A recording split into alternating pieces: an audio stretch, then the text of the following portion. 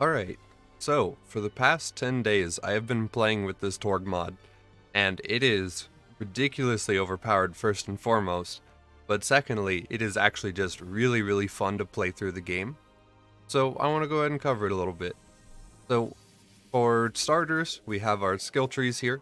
We've got our middle skill tree, which is the one I invested in first, and I think is probably a good idea to invest in first, which is the Nuke skill tree.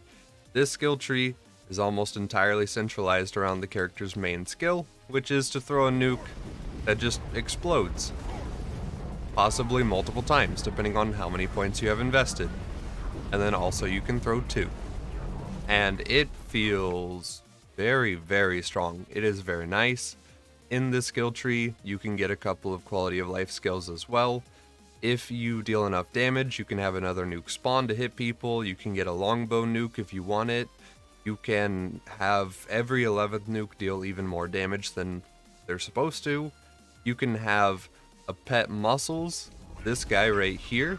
This guy will actually revive you if you go into fight for your life, which is super duper nice. It is based off of the player's fight for your life. So if you are shooting or if you are reloading, he cannot res you. But the second that you are done doing that, he will start rezzing you, which is super duper cool. And then moving on to the right is the melee tree. This is the second tree I spec'd, and I think it probably is the best second tree to spec, because once you get a Bl2 in normal mode, you can go ahead and start rocket jumping with this tree. Because right here we have two pretty basic skills, more melee damage, max health, and then base life regen over time. But we've got rocket damage is nullified, so using rockets for damage is no longer a thing. I've tried to ask the mod author to see if they would change this to where Torgue rockets would still work or something, but we'll see how that goes. We've also got more projectile count. We've got better reload time and swap speed with these rocket launchers. We've got an uppercut that causes an explosion during your action skill. And then we've also got self knockback increase.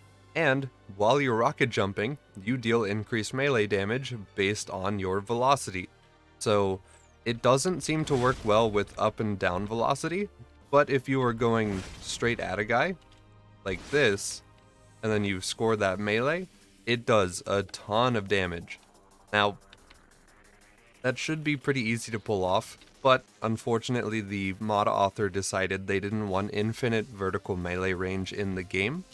So you do have to be pretty close to the mob you actually want to hit. If you are too far above them, you will not score that melee like you would in vanilla. You have to pretty much be on their level. So jump over a guy, poke him, nothing, get close, poke him, actually does damage. So that is just a thing you do have to keep in mind when you're playing this character. He got rid of infinite vertical melee range, so you do actually have to be relatively close to their height if you want to poke them. And of course after that we have a giant slag laser that just does this. It slags enemies, it's super duper nice for that. We've got a little bit of movement speed, we've got the ability to knock out any enemy we're punching, which makes them ragdoll onto the floor. We have increased melee damage, increased rocket launcher reload speed. We get more rocket mag size for every good melee punch that we go ahead and get. And then we've also got a 1 in 150 chance to just one-shot a guy, including raid bosses. I'm 99% sure this is going to get nerfed, or they're going to get rid of this in some way. So this might be a temporary feature, but it is a feature for right now. And then there is also a Goliath pet that you can get with the melee tree. It is tiny over here. He spawns super over leveled and he does insane damage to whatever he can melee. So he is super duper nice. Unfortunately, he doesn't melee sandworms. He's not smart enough for that. But pretty much every mob that a normal Goliath can melee, he can also melee. And of course, for the final ability of the melee tree, you can go Super Saiyan, which gives you massively increased max health. You get massively increased health regen, and it just visually is very polluting, not gonna lie, but it is very cool, so we do like that as well. Now, for our left tree over here, this skill tree is supposed to be very Torgue weapon centric, but unfortunately in the current version of the mod, which this mod is still very new, it's in an open beta, it was just released about 10 days ago whenever I started playing it, you consume so much ammo using Torgue weapons with these skill trees, because this skill buffs all Torgue weapons, but they cost 200% more to shoot, which is equivalent to 3 times. We've got an extra 300% ammo cost for Torgue weapons here, which is equivalent to 4 times. And then we've got an extra 200% here, which is equivalent to 3 times. So you just additive put those all together, that's how much it costs to shoot guns now if you have all these skill spec'd. It can be very expensive. So I personally avoided using the left tree for its Torgue gun benefit for the most part. Of course, I do have this skill right here, which makes the player unable to sprint, but you move 100% faster, which still equals a faster movement speed than sprinting in vanilla, which makes it kind of worth taking. And it does also inspire more quick-like movement, which the mod dev seems to be a fan of. So I just thought it was a neat, unique detail for the character. Now, we've got some basic stuff like increased accuracy and weapon swap speed here with Torgue weapons. We've got extra grenades. We've got ammo crates if our nukes kill somebody. We've got every 20 seconds we shoot a lot faster for 1.5 seconds, which isn't much, but might as well pick it. We've got the Vault Slayer, which is that Quake-like movement that increases gun damage and movement speed and bullet velocity and melee knockback at the cost of some more ammo with Torgue weapons. We've got, for those about to rock, which throws out a little grenade nuke that causes lifesteal, and it can cause an entire health bar worth of healing if you do need to use it, and it's on a reasonably short timer as well. It's about done cooling down already, and I can throw it out again. So every time you throw one of those out, if you hit a mob or a pack of mobs, you should expect a full heal there. So that is super duper nice. And then there are a couple more skills down this line. We've got a Torgue missile turret and repair drone. Now, in my version of the game, I could not get the missile turret to spawn for some reason, whereas the repair drone would spawn every single time, and it would just sit there and heal my shield, just like a repair surveyor would. We've got feeling stronger every day. This provides you a bunch of damage resistance if you score melees and then kill enemies with explosives after those melees, or if you just tag them with the healing grenade.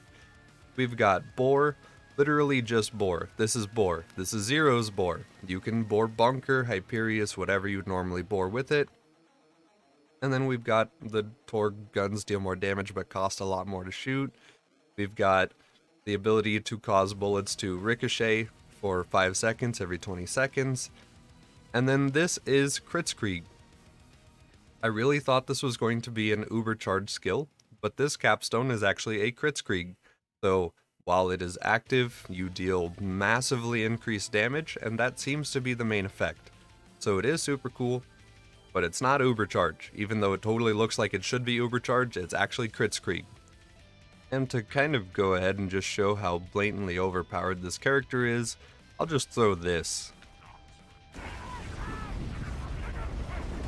Yeah.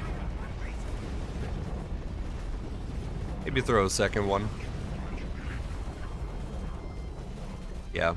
So, character's a little bit strong. Kind of a lot of bit strong. So, just a thing to keep in mind if you do want to play this mod. It is going to be a little bit OP. That's kind of the point. It's sort of just supposed to be a fun romp with the character. It's never felt too OP to the point of boredom, I will say.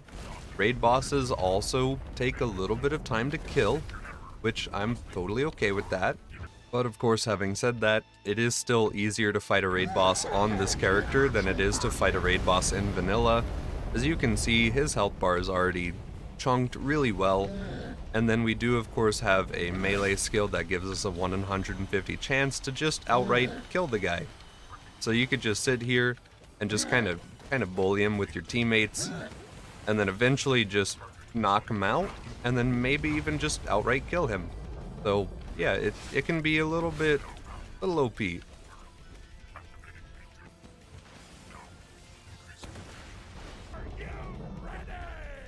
Now I accidentally downed myself here, but it's okay because muscles will just sort of get close to us and give us a second wind.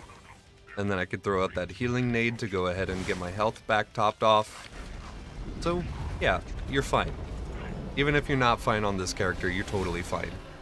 And also, I will admit, this is actually the second Torgue mod that's ever been released. It is made by the same person though, which is interesting. And the reason you might not have heard of the first one is because it's actually hidden behind Nexus Mod's not safe for work filter. So you legitimately just could not see it unless you had that filter disabled on purpose so that you could see not safe for work mods. So it did exist. The first version of it does exist. It's out there. It's just that the second version is a more refined mod and it is more enjoyable to play. So I would still recommend playing the second one over the first one, but the first one is still out there. It's just that it was hidden behind a not safe for work filter. But yeah, that'll go ahead and cover it. The rocket jumping on this character feels really insane. The character himself is of course blatantly overpowered.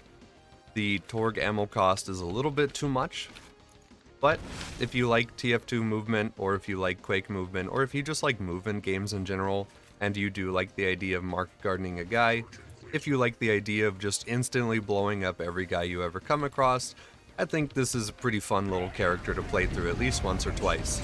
So yeah, seems good. Bl2.